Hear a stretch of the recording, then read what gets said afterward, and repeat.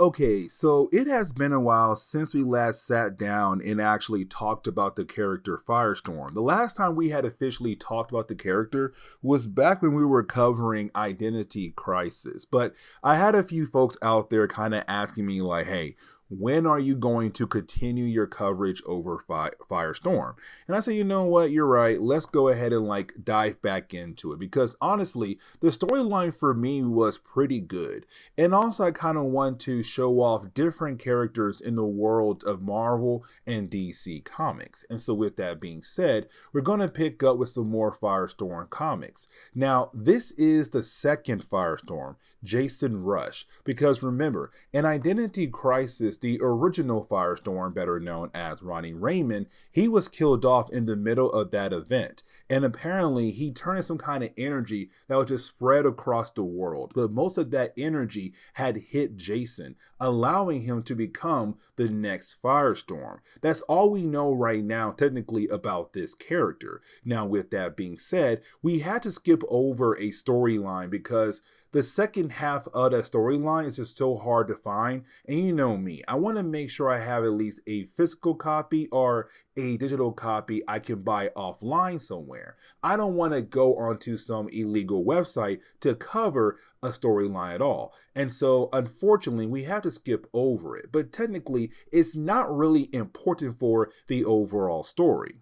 And here's the reason why, because it was just a small crossover that was done with, I want to say it's called Bloodhound, but either way, in that storyline, it was Jason he was kidnapped and tortured by other people. Now, his father also got involved in that storyline, but in that storyline, his father found out that he is the brand new Firestorm. And so, of course, he saw what his son could do. Now, let's not forget, when it comes to Jason and his father, their relationship is completely horrible. And the reason why, because right after his father had lost his hand, his wife left him, and now they're in heavy debt. And also, he beats down on Jason. And so their relationship is completely horrible. But now seeing what his son could do, he's kind of like, let me get this straight.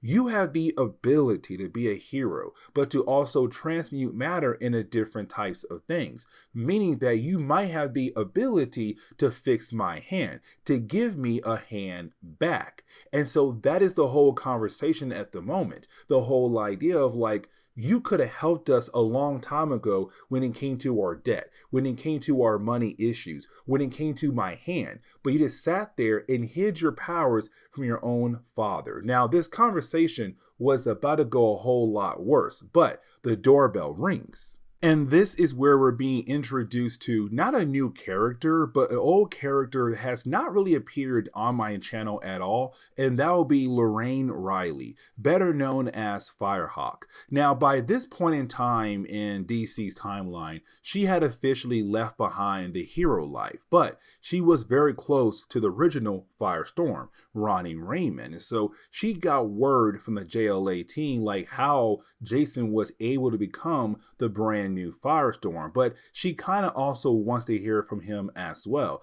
But she's also there because Ronnie's father, Ed Raymond, wants to hear his side of the story as well. And so you had Jason say like, hey, what you heard from the JLA is what I'm going to tell you as well. Like, a part of Ronnie went into me and gave me the ability to become the next Firestorm. And so for her, she's kind of like, well, okay, I'll go ahead and leave because now it seems like your story does add up to what the JLA told me, and I'll go tell his father. Now, for Jason, he does need some time away from his father, some time away from the house. And so you have Jason just go ahead and like go out in the middle of the night to find somebody to fuse with to allow him to become Firestorm. Because remember, to create the Firestorm persona, you need two people to fuse together into one. And that's the thing. Ronnie always had a partner, but for Jason so far, he does not have a partner. It's been him just kind of randomly picking people to fuse with to become Firestorm. And so this time he selected a homeless person known as Fredo. Now, for this homeless person, he's kind of like, oh my God, I'm with you. We're Firestorm. We're a hero. Okay, let's go. But for this guy, he wants to go ahead and like attack a crack house nearby.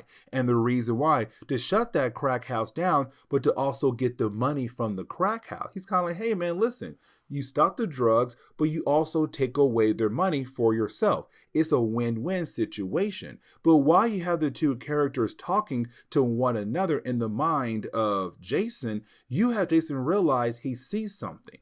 And that is when you see our young hero see a young woman about to jump off a bridge. Now, this young woman going to be very important for the rest of the storyline, but she does tell Firestorm the reason why she was going to commit suicide is all because the idea that she has cancer. Now, she also says her cancer came from her meta gene, but she also says that she only has 1 month to live. And almost every single thing that doctors could believe that would work to help cure her did not work. And so this is her just giving up. Now, Firestorm was able to convince her to get off the bridge, to at least talk to him. But she also realized who he is.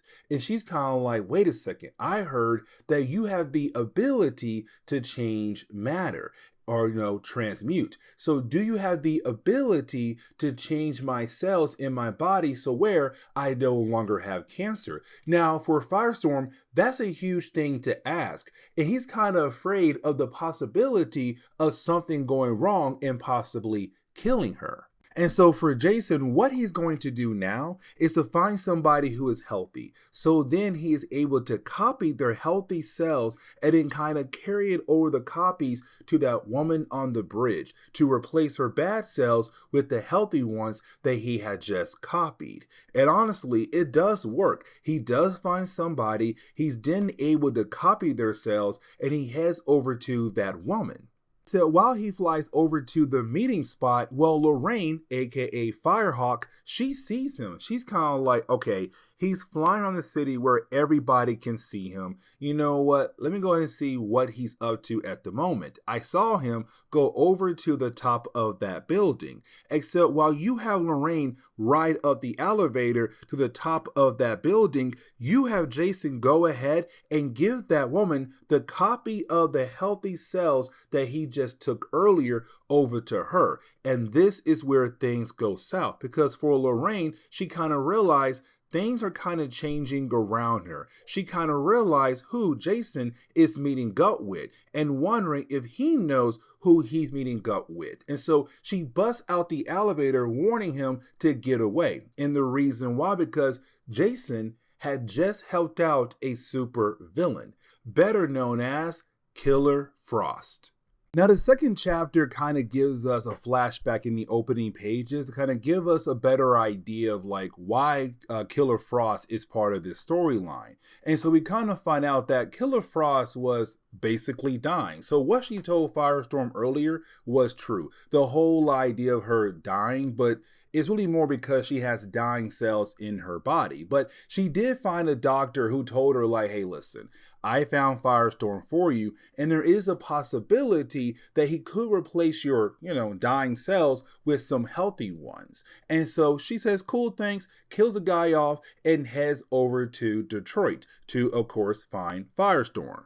And so as we jump back over to the present day, it's us now seeing our two heroes just struggling to fight against Killer Frost, because Killer Frost is no longer dying. She now has healthy cells. She's now back at full strength. But also, this is a brand new challenge for Jason, a guy who just became a hero not too long ago and now fighting against a veteran super villain, while at the same time you have Firehawk, who was a hero in the past, but she retired. She got out of the superhero business, and so for her it's kind of like, okay, I'm a tad bit rusty, I'm gonna try my best to fight against her, but they can't, because Killer Frost is a vet and she knows how to take down people who goes up against her, especially new heroes or retired heroes at the moment. And so you do have our two heroes try to run away. Now for Firehawk, I love this man always trying to find the best way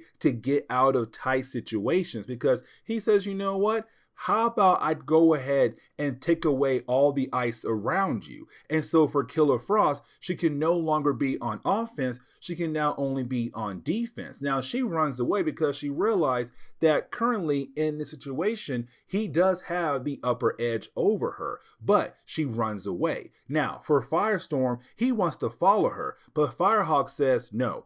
There is a reason why I got out of the superhero business, because of her and other people like her. And so it's her saying, I'm not going to help you to clean up your mess. As a matter of fact, for Firehawk, she's saying, Killer Frost is dangerous. We need to call in the big guns, aka the JLA. But Firestorm is kind of like, we have to go now because she's still on the loose and somebody has to stop her.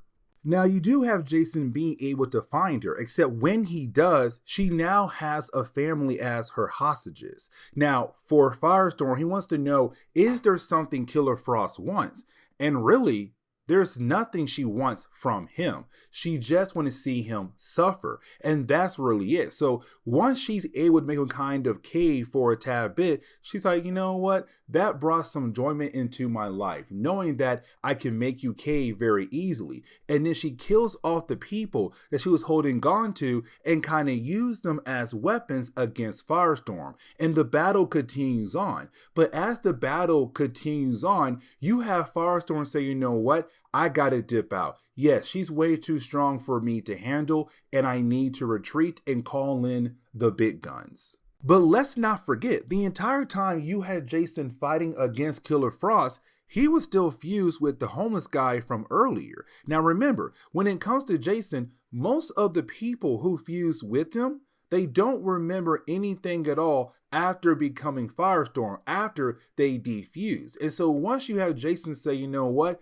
we are done for the day, the homeless guy does not remember anything at all and goes on with his day. Now, Jason does run into Lorraine, Firehawk, and she's kind of like, why are you back in your regular form? Like, get back out there, be Firestorm, and take her down. Now, for me personally, I'm kind of like, you told him earlier to like run away, calling the big guns and like go home. Now you're saying do the exact opposite. Okay, fine, whatever. But for Jason, he's kind of like me, like fine, whatever. If you want me back out there to fight against Killer Frost, let's go ahead and do this right here. And so he fuses with Firehawk, except once they do fuse, we don't see Jason as Firestorm.